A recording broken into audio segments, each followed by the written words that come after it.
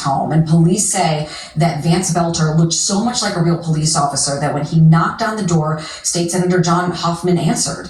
And that's when he and his wife Yvette sustained multiple gunshot wounds. And what police say happened next was that a neighboring law enforcement agency was called in to help with that first shooting at State Senator Hoffman's home. And it was an astute sergeant from that neighboring police jurisdiction who said, let's go check on Representative Melissa Portman's home. And so they went there. This was about 90 minutes after that first shooting. They went to Representative Portman's home, and it was in that moment that they saw Vance Boelter coming out of the home, still dressed like a police officer, and he opened fire on the real cops who were coming to check. Police have not seen him in person since that moment, according to the multiple law enforcement updates that were ongoing throughout the day Saturday. They still don't know where Vance Boelter is, but there are many outstanding questions as we learn more about him. CNN's investigative team has done a fantastic deep dive on him, and what they found was that he worked for a security company called the Praetorian Guard Security Company that offered random armed patrols of residents' homes. And so that suggests that that might have been how he was able to acquire what really looked like police gear and this SUV that looked like a legitimate squad car. Again, law enforcement is on this massive manhunt. There are multiple law enforcement agencies engaged in trying to track this man down. Again, CNN has done this very deep dive on him. And in addition to his work as a security guard, CNN has also learned that he was an evangelical Christian who had traveled to Africa and gave sermons there. And multiple people who've spoken with reporters from our affiliates at KARE 11, our affiliate reporters at KARE 11 to, multiple CNN reporters, there is this feeling of shock among people who knew him. And so as we're learning more about him, this big question remains is what happened? Where along the timeline from these people who knew him who said that they would have never seen this happen to what we know happened on Saturday? Again, there's this massive manhunt underway, and law enforcement is hoping to update with other details, and they say that they need the public's help. So if we can go ahead and show that photo of him, he has the last photo that they had of him showed him with a cowboy hat in civilian clothes, and law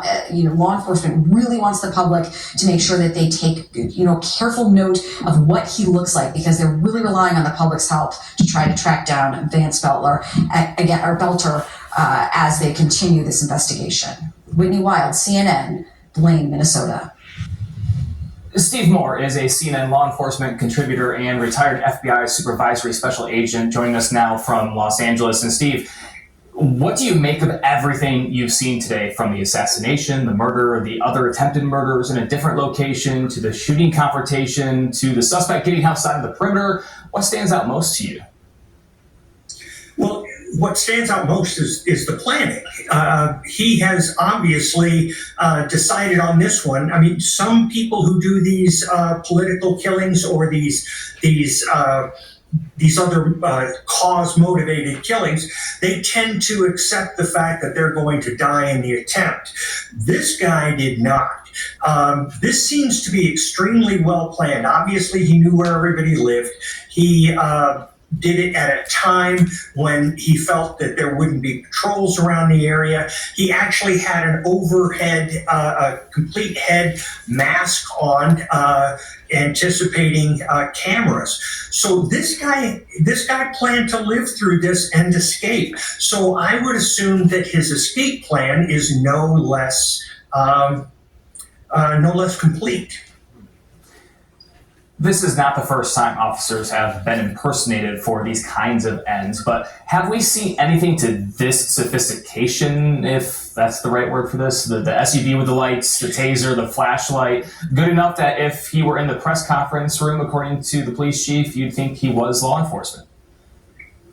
Yeah, it's not hard to do. The equipment that are on that police officers carry are not generally, with the exception of the firearms, they're not restricted. Civilians can go buy that stuff. So yeah, it's not that hard. I think right now it would help if we knew motive. Steve, what's happening behind the scenes right now? We saw the Brooklyn Park lockdown this morning, police saying they were only approaching people in pairs to assure people they are not the suspect. Can that really continue with such a wider net now? What should people be aware of? Well, right now, you have to make at least the educated assumption that has left the area. It's been almost 24 hours. If he planned the escape as well as he planned the killing, then he's out there, and he could be well away from this area. He could be in Wisconsin, he could be in Iowa, he could be in so many places. He could be in the Dakotas. He could be trying to get out of the country. And so what the FBI and the police have in their favor is, number one, the FBI has a national network that they can work with on this. Number two, they have allegedly a manifesto, and they tend to lay things out on that. And it's a very confusing motive, because this guy was appointed to a political position by Tim Walz. So now he's attacking Democrats. So you have to try to figure out where he is with a lot of confusing different messages. I'm going to ask you to speculate a little bit here, so forgive me, but there was that target list that you just mentioned, apparently in his car, along with survival gear, laying into the idea of he wanted to survive these killings. But there's the shootout with police at the Hortman home after officers proactively went to do a welfare check. If that intervention didn't happen, given what we know now about how the suspect was orchestrating those murders in these overnight hours, 2 a.m., 3:30 in the morning, how far could he have gone on that list? I wouldn't be surprised at all if he got to one more close location here. I would look on his list and find what the next closest location was. It's very possible that he was going to go until he got stopped. Again, that's speculation, but we saw that he wasn't stopped after the first one and went directly to a nearby one. So he may have mapped out the 1, 2, 3, 4 targets. Once, though, that his list was compromised, I mean, the police got it, he probably diverted completely from the list he left behind. And we don't know what his further plans are. In cases like this that I've worked, people leave their guns behind. He didn't. He has his guns. So I think we have some continuing threat here. The good news is that we kind of have an idea of who might be the targets, and we could, at least for most of them, come up with some kind of plan. So in your opinion, you believe there's still a chance that he could strike again? I wouldn't put it out of the realm of possibility. As law enforcement, they have to assume that that's his plan. You can't just say, oh, well, we caught him at this one, he's not going to do it again. Well, no, we've already proven that he's a lunatic, that he's out there killing people.